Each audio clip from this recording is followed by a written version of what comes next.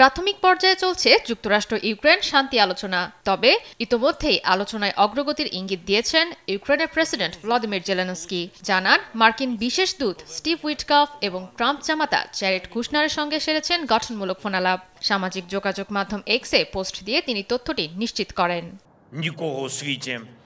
জেলেনস্কির দাবি, সত্যিকারের শান্তি প্রতিষ্ঠায় যুক্তরাষ্ট্রের সঙ্গে কাজ করতে প্রস্তুত কিয়েভ। উভয় পক্ষের আলোচনায় উঠে এসেছে রাশিয়া ইউক্রেন যুদ্ধবিরতি, ইউক্রেনের জন্য জোরদার নিরাপত্তা ব্যবস্থা তৈরি এবং বেসামরিক মানুষদের ওপর হামলা থামানোর মতো গুরুত্বপূর্ণ প্রসঙ্গ।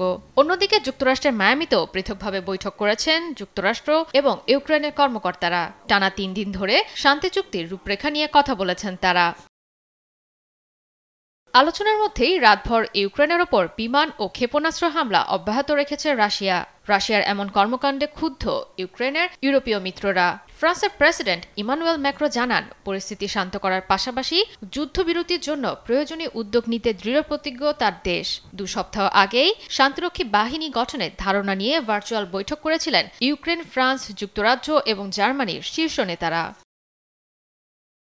শান্তিরক্ষীর ধারণাকে প্রত্যাখ্যান করেছেন রুশ প্রেসিডেন্ট ভ্লাদিমির পুতিন। বলেন, ইউক্রেনের নতুন কোনো বাহিনী মোতায়েন করা হলে কোনো ছাড় দেবে না মস্কো। এদিকে মার্কিন প্রস্তাবিত শান্তি আলোচনায় অগ্রগতি আনতে 2 দিন ধরে ফ্লোরিডাতেও চলছে যুক্তরাষ্ট্র ও ইউক্রেনের কর্মকর্তাদের মধ্যে বৈঠক। ট্রাম্পের বিশেষ দূত স্টিভ উইটকফ জানান, ইতিবাচকভাবেই এগিয়েছে 2 দেশের আলোচনা। ভবিষ্যৎ নিরাপত্তা ব্যবস্থা কাঠামো বাস্তবায়নে একমত হয়েছেন তারা।